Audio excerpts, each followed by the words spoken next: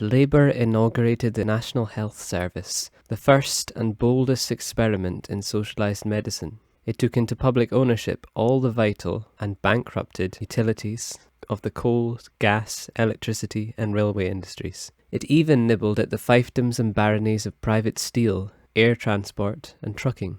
It negotiated the long overdue independence of India. It did all of this in a country bled white by the World War, and subject to all manner of unpopular rationing and controls, without losing a single mid-term by-election, a standard not equalled by any government of any party since.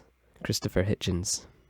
The gravest threat to American interests in Europe was not the prospect of Soviet military intervention, but rather the risk that hunger, poverty, and despair might cause Europeans to vote their own communists into office, who would then obediently serve Moscow's wishes. That American economic assistance would produce immediate psychological benefits and later material ones that would reverse this trend. John Lewis Gaddis. A revolution is not a dinner party, or writing an essay, or painting a picture, or doing embroidery. It cannot be so refined, so leisurely and gentle, so temperate, kind and courteous, restrained and magnanimous. A revolution is an insurrection, an act of violence by which one class overthrows another. Mao Zedong.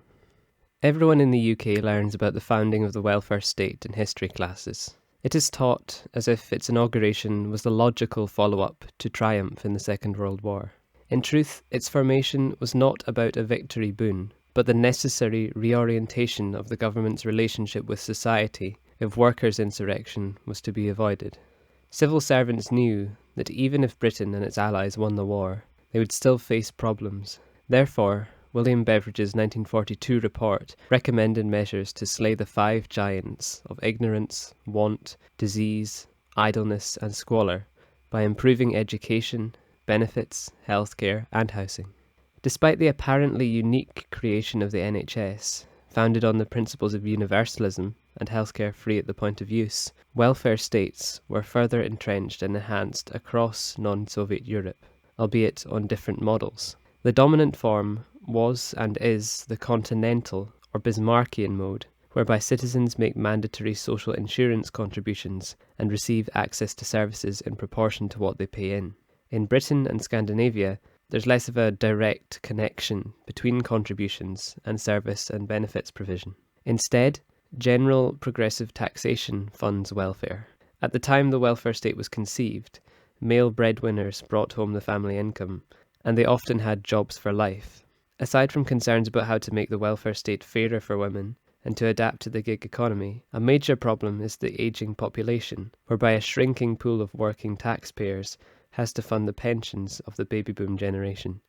The Marshall Plan was a grant from America to Europe of $13 billion against hunger, poverty, desperation, and chaos. The post-war continent had these in abundance. Almost the entire landmass had been occupied by or aligned with the Third Reich. There was also a huge displacement of people after the war, as the Nazis had put their Lebensraum policy into practice, and both Hitler and Stalin deported whole nationalities at will. Due to the collapse of the state in most countries, coupled with mass mobilization, crime was rife, and improvised courts were convened to try war criminals and traitors, often pronouncing death. Liberal democracy had produced fascists, and governments too weak to oppose them, so the communist example of the victorious Stalin had some popular appeal. Incidentally, he ordered the countries in the Soviet sphere of influence to reject Marshall aid, adding to the propaganda power of American assistance in rebuilding Europe's economy. Not only was Europe bankrupt and infrastructurally broken, its prestige as the centre of global empires was rapidly coming to an end, as their vulnerability was exposed, and perceived moral authority fatally weakened.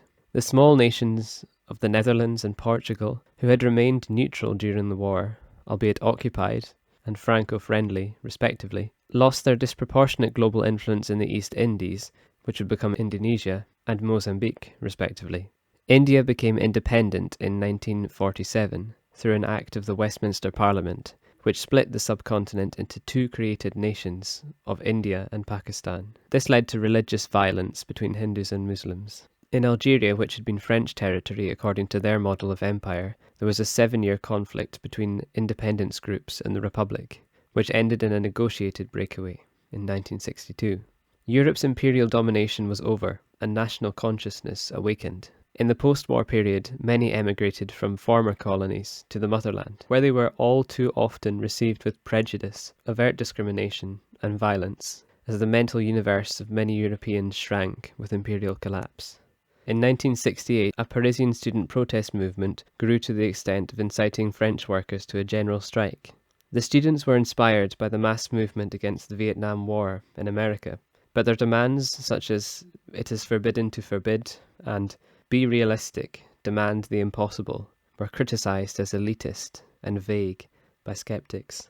Strikers and rioting students forced President de Gaulle, former leader of the resistance against Nazi occupation, to call a snap general election in which, ironically enough, he increased his majority, although he granted substantial concessions to the workers, whose wages and conditions improved.